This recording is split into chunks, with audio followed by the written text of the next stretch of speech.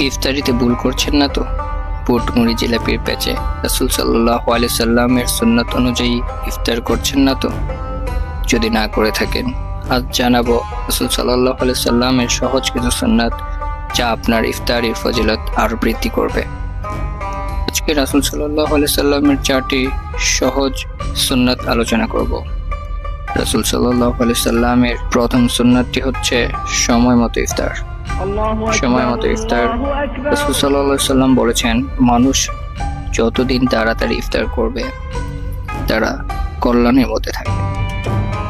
অর্থাৎ সময় মতো ইফতার করা রাসূল সাল্লাল্লাহু আলাইহি সাল্লামের একটি সুন্নাত। দ্বিতীয় সুন্নাতটি হচ্ছে খেজুর দিয়ে ইফতার। খেজুর দিয়ে ইফতার করা রাসূল সাল্লাল্লাহু আলাইহি সাল্লামের একটি সুন্নাত। খেজুর যদি না থাকে, পানি দিয়ে ইফতার করাও রাসূল সাল্লাল্লাহু আলাইহি সাল্লামের একটি সুন্নাত। তৃতীয় নম্বর সুন্নাতটি হচ্ছে দোয়া করে ইফতার। দোয়া করে ইফতার করা রাসূল সাল্লাল্লাহু আলাইহি সাল্লামের একটি সুন্নাত, যার মাধ্যমে আমরা আল্লাহর কাছে বলি, হে আল্লাহ, তোমার জন্যই আমি তোমার উপরে বিশ্বাস স্থাপন করেছি, যা তোমার দেওয়া রিজিক দ্বারাই ইফতার করছি। সুবহানাল্লাহ।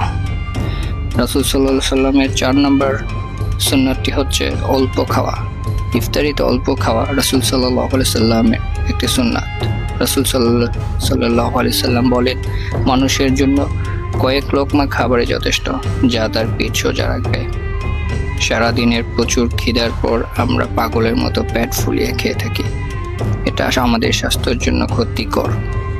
অল্প পরিমাণে খেলে পাকস্থলী সুস্থ থাকে, কারণ হঠাৎ বেশি খেলে গ্যাসের সমস্যা হতে পারে। এই ছিল আজকের ইফতারের কিছু সুন্নাত নিয়ে আলোচনা।